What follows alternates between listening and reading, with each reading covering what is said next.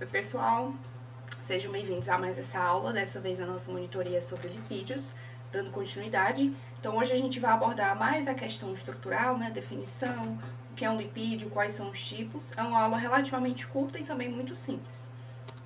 Então vamos lá. Diferente do que a gente já vinha vindo nos carboidratos e nas proteínas, os lipídios eles não vão ter uma definição quanto à sua estrutura muito precisa. Então, eles diferem muito quanto à sua forma, e o que vai caracterizar todos os lipídios aí como um grande grupo seria justamente a sua insolubilidade em água. Então, aqui, lipídio é um grupo heterogêneo de moléculas, ou seja, tem uma grande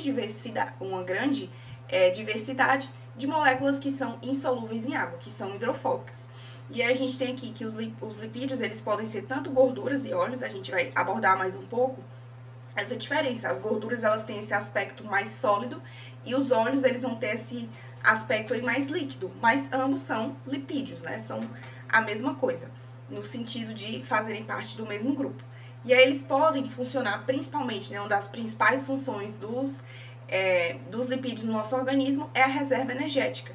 Então, para o nosso corpo, é muito mais vantajoso armazenar gordura do que armazenar carboidrato como fonte de reserva energética. Por quê? Porque os lipídios, 2 pontos. Primeiro, a oxidação dos lipídios, ela gera mais energia. Então, a gente sabe que os carboidratos, eles liberam aproximadamente, em média, 4 quilocalorias por grama. Então, 1 grama de carboidrato me fornece 4 quilocalorias. 1 grama de lipídio me fornece mais do que o dobro, 9 quilocalorias por grama. Ou seja, eu tenho aí 2 compostos, 2 moléculas diferentes, e uma vai me fornecer, pela mesma quantidade em gramas, mais energia. E esse é o primeiro ponto, porque o nosso corpo utiliza a gordura como reserva. E o segundo, porque quando a gente armazena lipídio, a gente não precisa armazenar um excesso de água. Então, a gente sabe, por exemplo, que o glicogênio, ele atrai ali uma quantidade de água para ele. Então, quando a gente está formando o glicogênio, à medida que a gente perde esse glicogênio, se perde ali também água, né? Um peso de água. E com os lipídios não existe isso. Por quê? Porque são hidrofóbicos. Então, a quantidade de água no tecido adiposo, ela é muito pequena, né? Quase nada. Quase nada não, tem ali um pouco, mas ela é... Como é que eu posso dizer? Ela é irrisória se comparada à quantidade de água que a gente teria que armazenar se a nossa principal reserva energética fosse o glicogênio, por exemplo. Então, essas são as duas vantagens. Liberar mais energia pela mesma quantidade de gramas, quando comparado aos carboidratos, e você armazenar gordura, você não está carregando todo aquele peso extra da água. Então, por isso que armazenar gordura é uma grande vantagem. Outras funções que os lipídios podem desempenhar, nós vamos ter os fosfolipídios, né? Os esteróis, como o colesterol, são elementos estruturais das nossas membranas. Então, quando a gente aprende lá o modelo da bicamada lipídica, ele tem colesterol, ele vai ter fosfolipídio. Então, são componentes de membrana, são necessários para a formação das células. E outros lipídios vão desempenhar outros papéis, como cofatores. Tem lipídios que são hormônios, né? A vitamina D, por exemplo, apesar da gente chamar de vitamina, hoje a gente já sabe que a vitamina D ela tem um papel de hormônio. Agentes emulsificantes no trato digestivo, âncoras hidrofóbicas para proteínas, transportadores de elétrons. Então, uma série aí de funções que eles podem desempenhar no nosso organismo. E aqui o que eu falei para vocês, né? Que as proteínas e os carboidratos têm aquela estrutura toda bonitinha, né? O aminoácido, tem o carbono alfa, tem o grupo amino, etc. Os carboidratos têm os monossacarídeos, né, que podem ser polihidroxialdeídos ou polihidroxicetonas. Aqui no lipídio a gente não tem isso.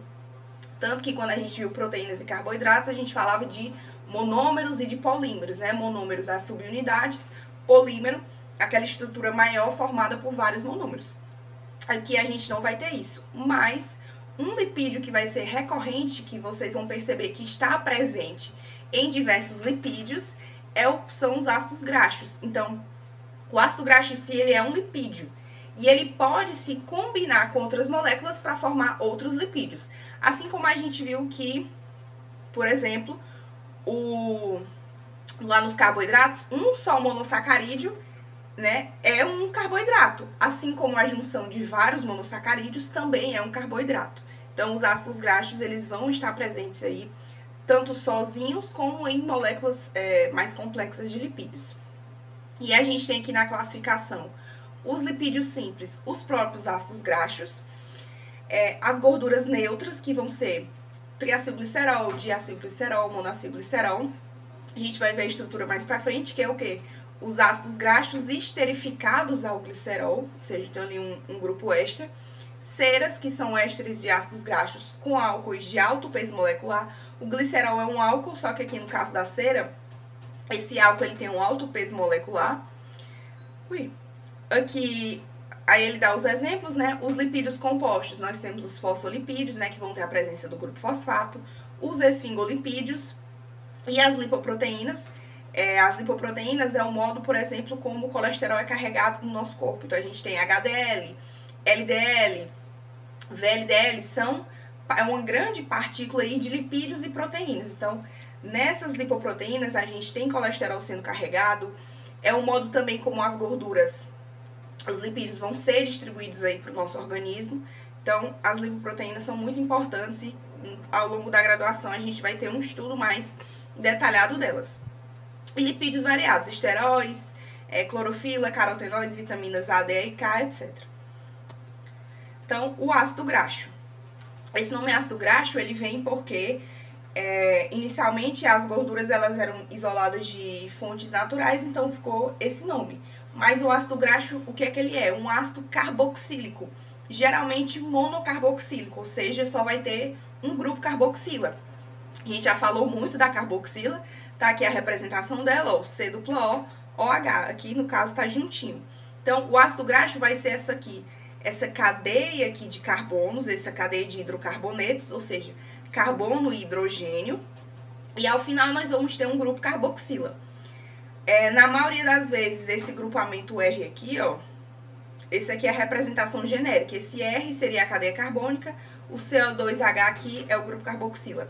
Na maioria das vezes, essa cadeia carbônica, ela é longa, ou seja, tem uma quantidade considerável de carbonos, não ramificada, não tem ramificação, então vocês veem, ó, que a cadeia aqui, ela é linearzinha, né, não tem ramificações aqui, e tem um número par de átomos de carbono, que varia de 4 a 24 átomos de carbono. O Langer, se eu não me engano, ele vai trazer de 4 a 36, então vocês podem ter aí, ver algumas diferenças. O que é que acontece? Por que números pares de átomos de carbono? Pode ter ácido graxo com número ímpar? Pode, não é tão comum. Porque quando a gente está tendo ali a formação dos ácidos graxos no nosso organismo, eles vão ser formados a partir do acetil-CoA. O acetil-CoA, que é uma molécula que a gente vai também ver aqui na nossa playlist, quando a gente estiver falando do processo de oxidação, né, dos carboidratos e também das gorduras, a gente vai falar do acetil-CoA. E o acetil-CoA, ele é formado por 2 carbonos. Então, o ácido graxo, por ser formado a partir do acetil-CoA, ele tende aí a ter essa cadeia de números pares, né? De 2 em 2, só vai gerar números pares. A cadeia carbônica, ela pode ainda ser saturada ou conter insaturações, ou seja, as ligações duplas. E vocês vão ver que o ácido graxo, apesar da gente falar de modo geral que os lipídios são insolúveis, alguns tipos de lipídios, eles têm ali um grau pequeno de solubilidade, muito pequeno, né? Não é algo muito expressivo, mas também não é algo a ser desprezado. Então, aqui nessa representação, por exemplo, do ácido palmítico, que é um ácido graxo saturado, o que seria a parte apolar? É toda essa região aqui, ó, da cadeia de hidrocarbonetos, ou seja, os carbonos e os hidrogênios. O que seria a região polar? A parte aqui da hidroxila. Então, quando vocês virem lá, o que é qual é a região polar do ácido graxo? É o grupamento aqui carboxila. E a região apolar seria toda a cadeia aqui de hidrocarbonetos. Aqui uma representação de um ácido graxo monoinsaturado e aqui um poliinsaturado, ou seja, mais de uma insaturação. Como eu falei para vocês, um recorte agora do Langer. Ele fala que o comprimento varia de 4 a 36. Geralmente, a gente não vai ver aí ácidos graxos tão longos, com 36, com, sei lá, 24. Sempre fica ali entre 16, 18, nessa média. Mas pode existir aqui alguns mais longos. E as formas de classificar um ácido graxo, que a gente já acabou até mesmo vendo. o tamanho da cadeia de hidrocarbonetos, ou seja, a gente viu que pode ali ter só 4 átomos de carbono, pode ter 6, pode ter 8, pode ter 10, então é bastante variável. A presença de ramificações, então pode ser ramificado e não ramificado. A gente viu lá nos carboidratos, por exemplo, que o glicogênio, ele tem uma cadeia ramificada, né? A amilopectina, ela tem também ramificações. Aqui nos lipídios também podem ser ramificados e não ramificados, falando dos ácidos graxos, embora seja mais comum os não ramificados, né? A ramificação aqui é raro da gente ver. Presença de insaturações, então, os saturados são aqueles que têm apenas ligações simples, ó. Deixa eu voltar aqui. Esse aqui, ó, é saturado, só tem ligações simples entre os carbonos. O insaturado, ele já vai ter, ó, presença de ligações duplas entre os carbonos. A gente chama de mono quando só tem uma insaturação, ou seja, uma ligação dupla, e poli a partir de duas. Então, 2, 3, quantas tiverem.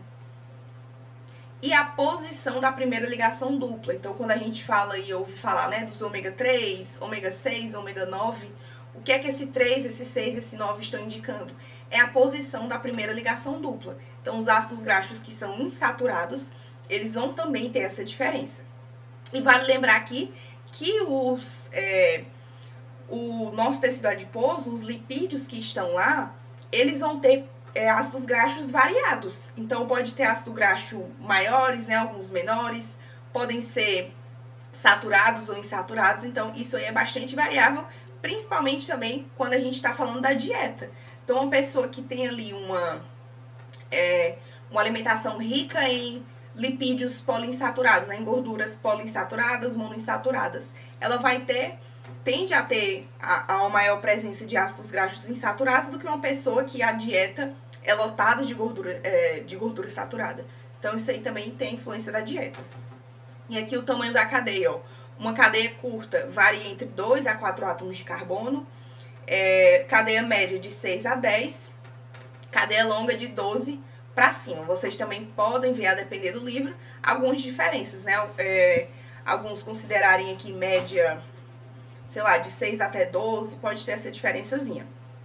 E aqui uma informação, né, uma curiosidade, ácidos graxos aí de cadeia muito longa, acima de 21, já foram identificados, né, em mamíferos, em nós seres humanos, predominando principalmente aí no cérebro e nos tecidos especializados, certo? Presença de ramificações. Os não ramificados, como eu falei para vocês, aqueles que têm uma cadeia linear de hidrocarbonetos, só repetindo aqui, que são a grande maioria das estruturas. Então, principalmente ácidos graxos não ramificados. E os ramificados, eles vão ter as ramificações ali na cadeia de hidrocarbonetos, né? Eu não tenho aquela linearidade e eles são de ocorrência rara. Insaturações, a gente já falou, saturados não têm ligações duplas, os insaturados podem ter uma ou mais. E aqui é interessante vocês terem essa, que eu até comentei no início, né? A questão das gorduras e dos óleos, tudo é lipídio. Mas por que quando a gente está falando, por exemplo, do azeite ou de um óleo de soja, de um óleo de canola, é líquido? E quando a gente pensa aí numa margarina ou numa manteiga ou numa banha, por que é sólido, né? O que é que aconteceu? Isso aí se dá pela influência do grau de saturação e do tamanho da cadeia. Então, quanto mais saturada for uma cadeia e quanto mais saturada for uma cadeia, maior tende a ser o seu ponto de fusão. Então, o ponto de fusão, ele vai diminuir em função da ramificação e do grau de insaturação dos ácidos graxos. Então, aqueles ácidos graxos que são monoinsaturados, poliinsaturados, eles têm a ter um ponto de fusão menor. Enquanto aqueles que são saturados, né, tendem a ter um ponto de fusão maior. Aqui a ramificação, ela também, a presença de ramificação, ela também diminui o ponto de fusão, mas como a gente viu, como não é muito comum os ácidos graxos com ramificações, então a gente acaba não abordando. E o ponto de fusão também sofre a influência do comprimento da cadeia. Ele vai aumentar em função do comprimento de cadeia.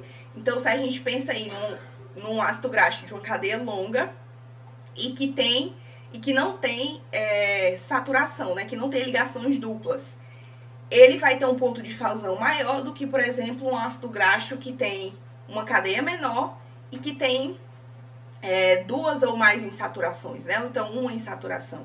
Ou seja, isso aí vai ter influência e por conta disso a gente vai ter essa diferença nos próprios...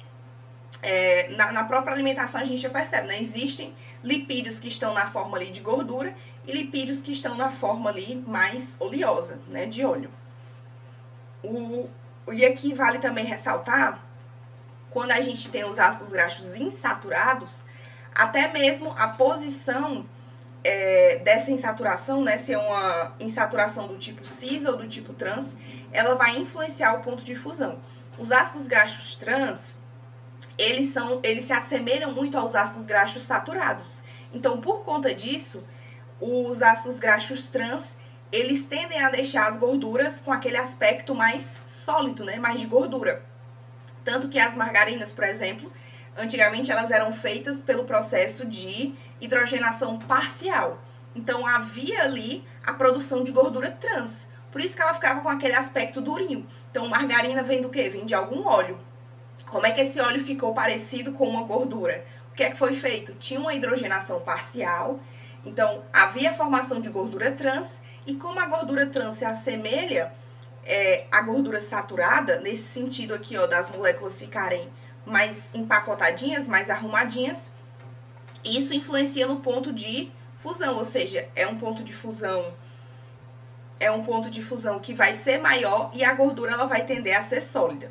Enquanto aqui na insaturada, quando tem a configuração cis, ela vai tender a ter o seu ponto de fusão menor, certo? Ó, ácidos graxos insaturados cis reduzem a linearidade da molécula, reduzindo dessa forma o seu ponto de fusão. Em contrapartida, a configuração trans permite maior linearidade da molécula com aumento da intensidade, ou seja, por que o trans ele se parece com o saturado?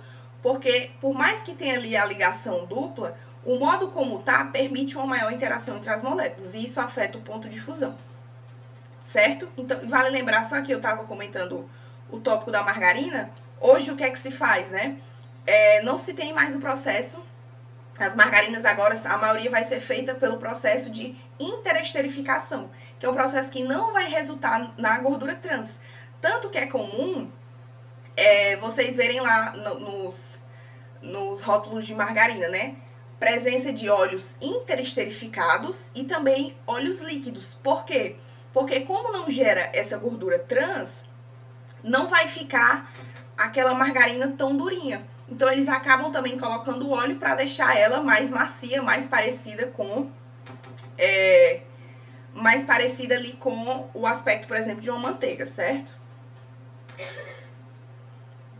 E aqui o ácido graxo, mais um pouquinho do que a gente já estava falando, né? Não vou me repetir aqui. E aqui a questão da posição da primeira ligação dupla. Os ácidos graxos, existem dois tipos de nomenclatura.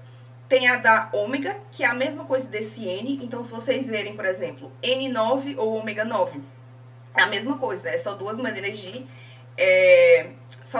escrever. E por que que existem duas formas de classificação aí, duas formas de nomenclatura para os ácidos graxos? Porque uma vai levar em consideração a contagem, deixa eu mostrar aqui, a contagem a partir do terminal aqui, carboxila, e a outra a partir aqui do metil. Quando a gente está falando da nomenclatura com base no ômega ou no N, a gente conta os carbonos a partir do grupo metil, que é o CH3. Então, a gente vai contar 1, 2, 3, 4, 5, 6. Se eu falei, o ômega 3, quer dizer que eu contei os carbonos a partir aqui do terminal ômega. A outra nomenclatura, que se eu me engano não tem um nome muito específico, ela vai contar os carboidratos a partir do terminal carboxila. Então, eu vou contar 1, 2, 3, 4, 5, 6. Então, quando vocês estiverem falando, é importante ter isso em mente. Ômega 3, ômega 6. Eu estou usando a nomenclatura cuja contagem de carbonos foi feita a partir do terminal ômega. E o que é que isso quer dizer? Quando eu tenho aqui, por exemplo, ômega 3, isso quer dizer que a primeira ligação dupla, ela está onde? Entre o carbono 3 e o 4. Se eu tenho a primeira ligação dupla entre o carbono 5 e o 6, seria um ômega 5. Não estou dizendo que existe, estou só dando um exemplo. O ômega 9, a primeira ligação dupla entre o 9 e o 10. sempre o nome aqui do ômega, o número que ele vai levar, é o menor número entre dos carbonos que está ocorrendo a ligação. Então, se for entre o carbono 2 e 3, é ômega 2. Se for entre os carbonos 3 e 4, é ômega 3, certo? E vale lembrar que, para que um ácido graxo ele tenha ali uma ligação dupla, ele tem que ter um comprimento de pelo menos 12 átomos de carbono. Então, você não vai ver aí ácido graxo com 6 átomos de carbono com ligações duplas, certo? Vai ser tudo saturado. Os menorzinhos, os ácidos graxos menores, são saturados. A partir dos 12 átomos é que a gente pode ter insaturações. E aqui, como eu falei, ó, a nomenclatura a partir do ômega ou do carboxila. Isso aqui é interessante, ó. Ele fala que os átomos de carbonos adjacentes ao carbono carboxílico, ou seja, o carbono carboxílico aqui é o 1. Aí o 2, o 3 e o 4, eles vão ser conhecidos como alfa, beta, acho que o Yzinho acho que é o gama, e o último, que é esse daqui, é o carbono ômega, né, ou N. E aqui para vocês verem, ó, esse nomezinho, esse ácido aqui, por exemplo, ó, o ácido linoleico, essa nomenclatura aqui é considerando a contagem pelo terminal carboxila, certo? Tanto do ácido linoleico aqui, como do ácido alfa-linoleico. Por que que eu sei isso? Porque quando é do ômega 3, considerando aqui os ômegas, né? Ômega 3, ômega 7, ômega 9. Deixa eu ver se eu coloquei alguma imagem. Não coloquei. Quando ele faz a contagem considerando aqui o terminal metil, ele só vai indicar a primeira ligação dupla. Quando tem essa outra contagem que começa aqui pelo grupo carboxila, ele vai indicar a posição de todas as duplas. Então, vamos ver aqui o que é que isso está querendo me dizer. Quem é o ácido linoleico? Ele tem 18 carbonos, então o primeiro número aqui me informa o número de carbonos. Ele tem 18 carbonos, ó. 1, 2, 3, 4, 5, 6, 7, até o 18. Eu comecei a contagem onde? Do grupo carboxila, porque essa nomenclatura aqui é contando a partir do grupo carboxila. Aí eu tenho 2 pontinhos. O que é esse número 2? Tá me indicando quantas duplas. São 2, ó. Vocês podem ver aqui que são 2. E onde estão essas ligações duplas? Essa nomenclatura, ela me diz, está no carbono 9, ou seja, a primeira ligação dupla se deu entre o carbono 9 e o carbono 10. Tá bem aqui, ó, como vocês podem ver. E a segunda, entre o carbono... o linoleico, olha, eu tava no linolênico, gente. O linoleico é esse daqui. E a segunda, entre o 12 e o 13. E aí, ó, como vocês podem ver, o ácido linoleico, nessa classificação aqui, ele não indica nada do tipo ômega 3, ômega 6. Ele não tá me indicando. Só que se eu fosse falar do ácido linoleico, considerando lá aquela classificação com ômega, o que é que eu iria fazer?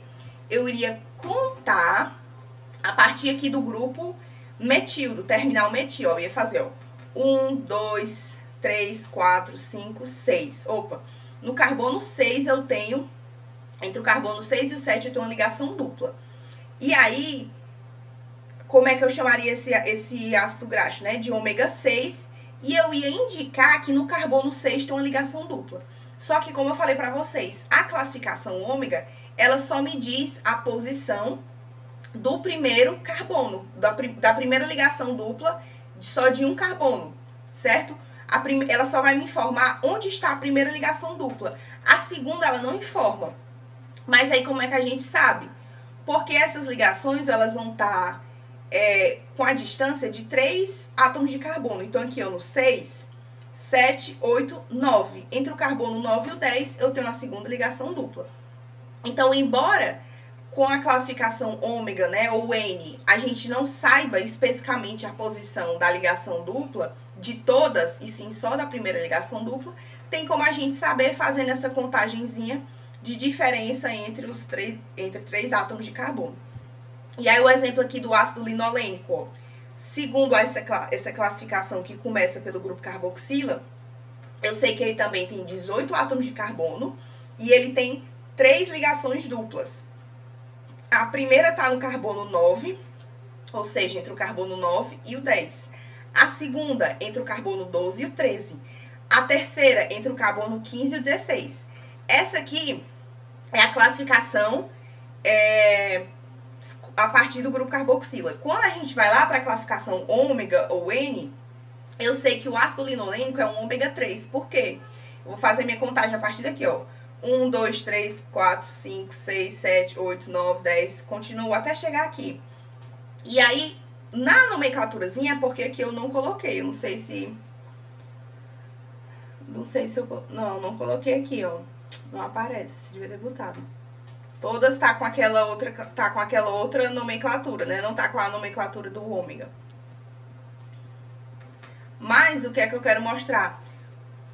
Quando eu tiver essa classificação ômega, ele vai me dizer ômega 3 e ele vai me indicar a posição da primeira ligação dupla, que é entre o carbono 3 e o 4. Aí como é que eu sei a posição das outras ligações duplas? Fazendo aquela contagenzinha que eu falei. A próxima ligação vai estar a 3 carbonos de distância. Então aqui, né, o 3, 4, 5, 6. Ou seja, 3 mais 3, 6. A próxima vai estar entre o 9 e o 10.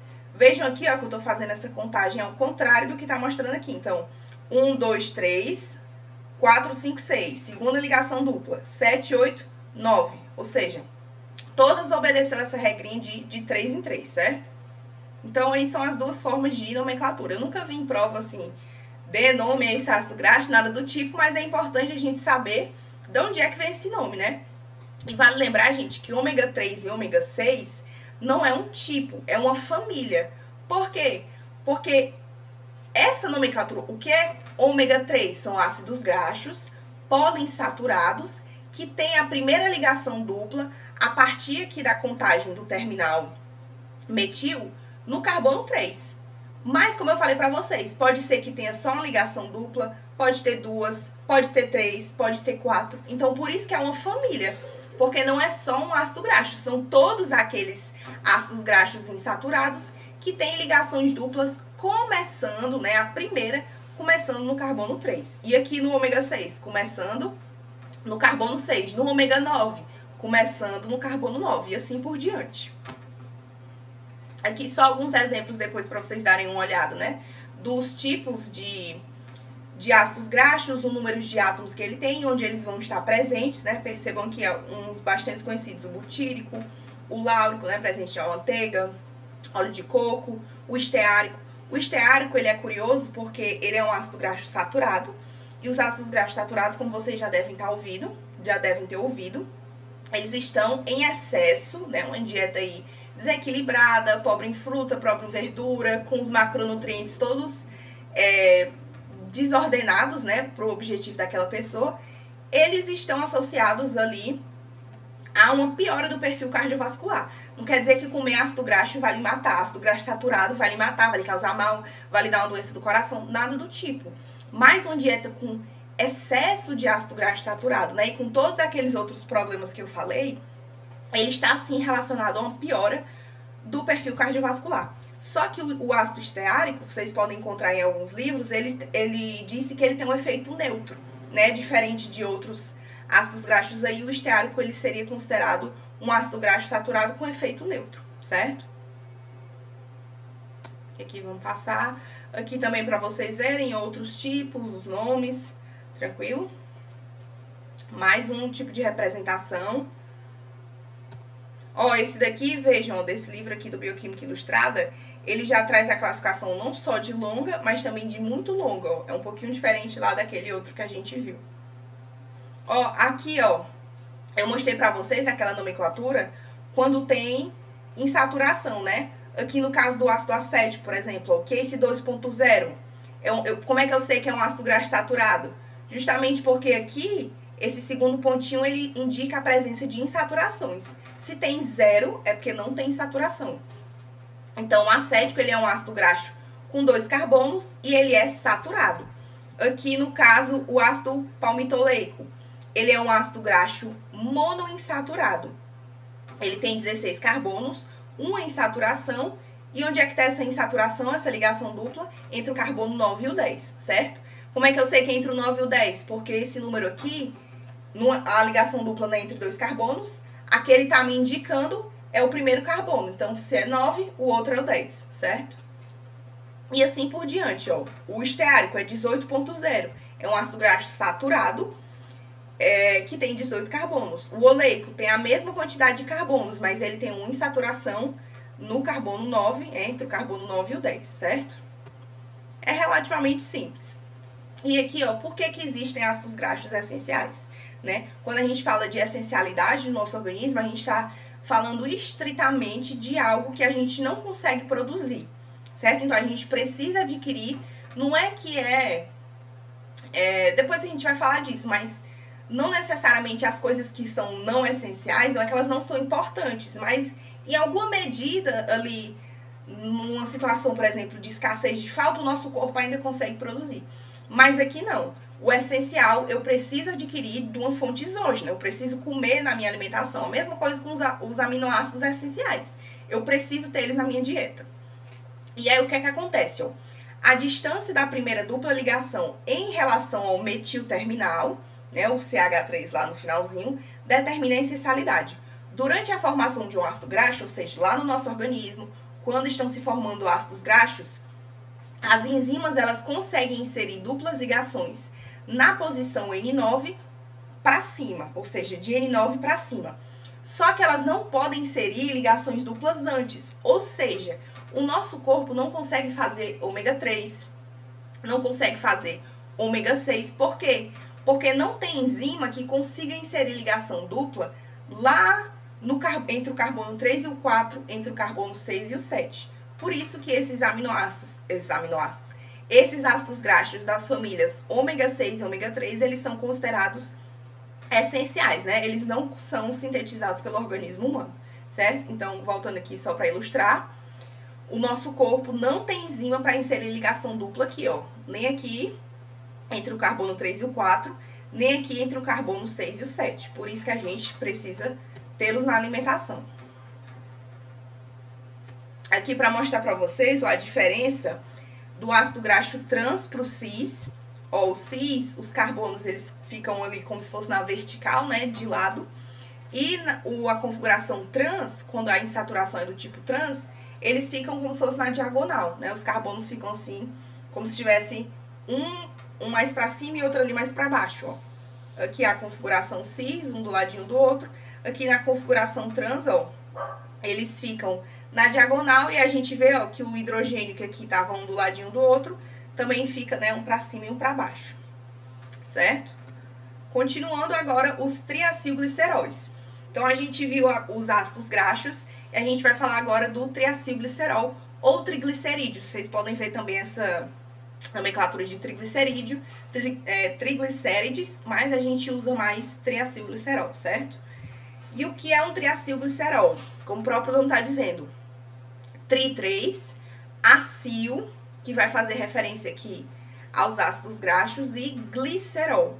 Ou seja, eu tenho essa molécula aqui de glicerol, que é um álcool, tá aqui o glicerolzinho, ó, uma cadeia aqui de 3 carbonos, aí tem os hidrogênios ligados a esse carbono para completar lá, né, os 4 ligantes do carbono, e em cada carbono eu vou ter também o quê? Um grupo hidroxila, por isso que é um álcool, então glicerol. E aí, ó, nessas hidroxilas aqui é onde o ácido graxo ele vai se juntar, certo? Então, aqui já não é propriamente o ácido graxo em si, porque houve uma pequena modificação, por isso que a gente está chamando de acil. Como vai, quando ocorre a reação, perde ali, se não me engano, um hidrogênio, então ele fica, ele vai ser chamado agora em referência a um acil, mas na verdade é um ácido graxo, certo? Triacil porque são 3 ácidos graxos. Se fosse diacilglicerol, seria um glicerol e 2 ácidos graxos. Se fosse monoacilglicerol, seria um glicerol e só um ácido graxo, certo? E aí aqui tá falando a mesma coisa. E uma coisa interessante, no nosso corpo, tanto na dieta como no nosso corpo, o que predomina são os triacilglicerol. Então, a forma de armazenar gordura do nosso corpo principal é na forma de triacilglicerol, e na dieta predominam também o triacilglicerol, certo? Essa forma de lipídio. E o que acontece? A gente acabou de ver que existe ácido graxo saturado e ácido graxo insaturado, E eu acabei de falar que o que predomina na alimentação é triacilglicerol. Então, daí a gente já pensa o quê? Que na alimentação, esse triacilglicerol, ele tem composição variada. Ou seja, eu posso ter um ácido graxo aqui que é saturado, outro aqui que é insaturado, um que vai ter 18 carbonos, outro que vai ter 16, ou seja, é uma composição mista, certo? Não existe um triacilglicerol assim, puramente saturado, né? Puramente insaturado, todos bonitinhos com a mesma quantidade de carbonos. Não, varia, certo? Os ácidos graxos dos triacilglicerol, eles são variados, né? A extensão, a questão de saturação ou não. O que acontece é, quando a gente está falando, por exemplo, de um óleo, né? Óleo de canola, óleo de soja, predomina ali o quê? Ácidos graxos insaturados, mas também existe ali ácidos graxos saturados, certo? Então a gente não tem como isolar na nossa alimentação, agora eu não vou comer mais ácido graxo saturado. Não tem como, porque tá tudo misturado. E aí, ó, moléculas apolares hidrofóbicas essencialmente insolúveis em água. Lembra que eu falei para vocês que o ácido graxo, ele tinha uma certa polaridade por conta do grupo hidroxila. Só que aqui, para que essa ligação ocorra, esse grupo hidroxila é o que vai reagir com o glicerol. Quando ocorre a reação, esse grupo hidroxila ele não está mais exposto. Então, aquela característica ali de ter uma região polar e apolar do ácido graxo, ela se perde. Só vai ter agora a região apolar, certo? Aqui é a representação para vocês verem. Aqui é um ácido graxo, ó, um triacilglicerol. Percebam, o ácido graxo aqui do meio, ele tem ligações duplas, os da ponta não tem, né? O tamanho da cadeia é diferente, ó. Essa aqui é bem grande, essa aqui parece menor. Então, percebam que isso varia. E aqui, ó, por que eu chamo de esterificação, né? É uma reação de esterificação. Porque o grupo o grupo carboxila do meu ácido graxo e o grupo hidroxila, eles vão interagir. E o que é que vai formar aqui depois que eles interagem? Um grupamento éster. Então, ó, o que é o éster? É o oxigênio ligado ao C+O. Por isso que é uma reação de esterificação. E como eu falei para vocês, como a hidroxila foi embora, não está mais ali exposta, esse ácido graxo, essa molécula toda agora, ela é apolar, certo? E aqui para vocês verem, ó, é a mesma representação. Esse glicerol aqui que está sendo representado, essa região aqui, ó, esse carbono aqui, 2, ó, 1, 2, 3. Aqui é a estrutura do glicerol. E aqui os ácidos graxos, né, que estão aí esterificados a esse glicerol. Outra forma de representar também, ó, existem, gosto de ver vários livros, porque às vezes você não entende bem ali olhando para a molécula, e à medida que você vai vendo em outras projeções fica mais fácil. Então, o que é isso aqui no meio, ó? CH2, CH, CH2. É a estrutura ali, o esqueleto de carbono do glicerol. Aqui, ó, é o ácido graxo esterificado. Percebam, ó, o grupo éster, que é o oxigênio ligado a C+O. Esse R1 aqui tá fazendo referência à cadeia de carbonos. Ou seja, pode ter 4, pode ter 5, 6, né, 8, 12. Lembrando lá que predominam aqueles números pares. Aqui é a mesma coisa. Outra cadeia de carbonos do ácido graxo e aqui a última. Então, diferentes formas de representar. Aqui outra forma também para vocês verem. Os esteroides, né? A gente já falou de ácido graxo, de triacilglicerol. Quem são os esteroides? São os lipídios que vão ter esse núcleo aqui tetracíclico, ou seja, 4 regiõezinhas aqui, né? 4 estruturazinhas fechadas que estão, né, ali atadas, juntinhas. O colesterol vai ser o esteroide mais abundante no nosso organismo e que vai desempenhar uma série de estruturas. A gente já falou que o colesterol ele faz parte da membrana celular, então ele está ali presente e ele também é precursor de hormônios, tanto a vitamina D, por exemplo, que eu falei para vocês, que a gente já sabe que ela tem função de hormônio, hormônios sexuais, hormônios do córtex das glândulas suprarrenais, e também vai ser precursor dos sais biliares, né? Então, por mais que às vezes as pessoas façam assim, um certo medo da questão do colesterol, que faz mal, não sei o quê, o colesterol ele é importante. E vale lembrar que o colesterol tanto a gente produz, como a gente consome também através da dieta, certo? Então, as nossas necessidades são atingidas assim. Uma parte nossa, o corpo produz, outra parte a gente consome na dieta.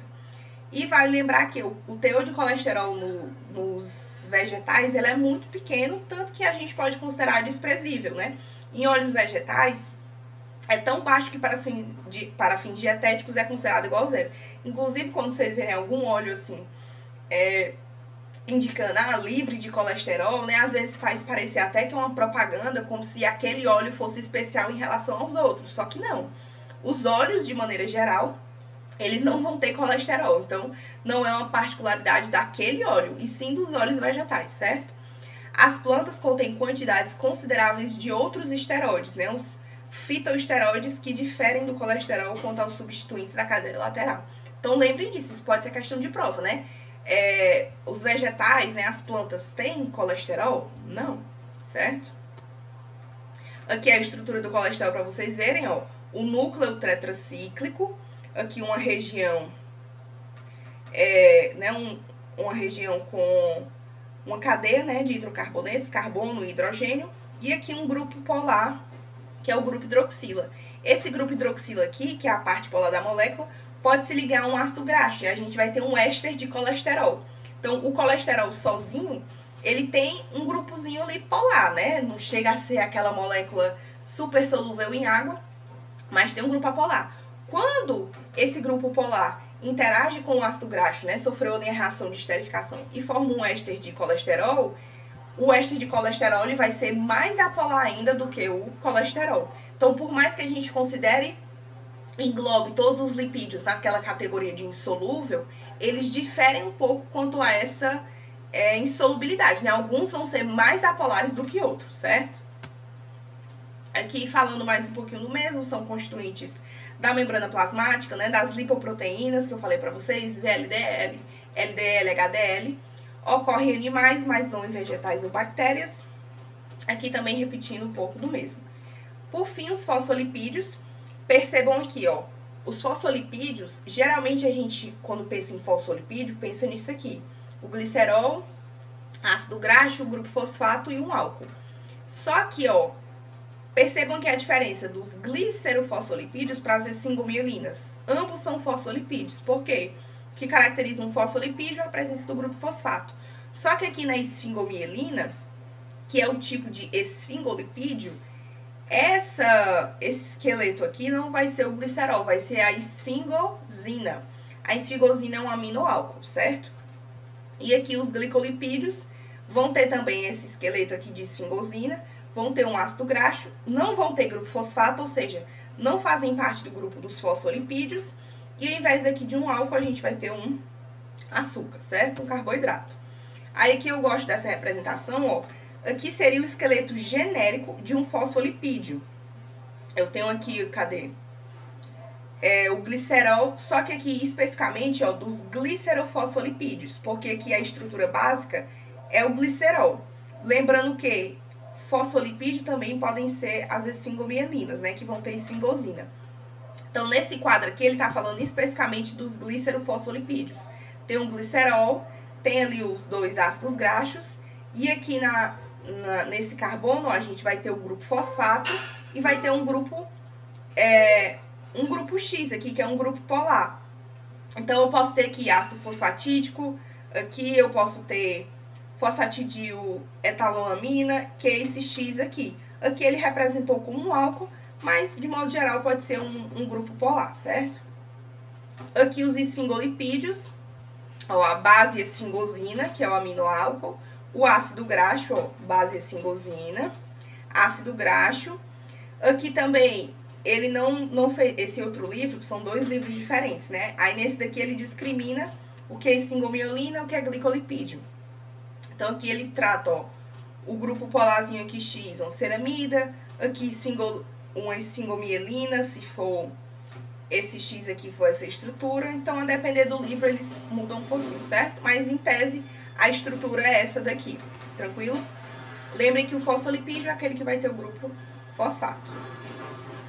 Aqui, só para vocês verem, ó, os lipídios alimentares, né? Existe aí fosfolipídio na nossa alimentação, não é o que predomina, mas tem um pouco. As estruturas polares ligadas à molécula do glicerol. Novamente, ó, esse livro foca especificamente nos glicerofosfolipídios. Esse outro aqui, que é o Bioquímica Básica, ele já engloba as esfingomielinas como fosfolipídios também. Aqui é mais para vocês darem uma leitura, os esfingolipídios e os glicolipídios, certo? Então, a gente termina essa aula aqui. Eu vou deixar também nos slides alguns recortes de leitura para vocês fazerem sobre o colesterol, a questão do colesterol, a aterosclerose.